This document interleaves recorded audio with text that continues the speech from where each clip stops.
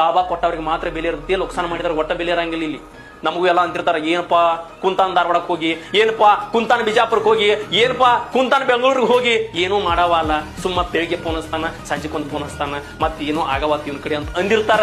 ಅವ್ರು ಇರ್ಬೇಕಾದ್ರೆ ನಿಮ್ಗ ಅವಾಗ ನೆನಪಾಗ್ಬೇಕ.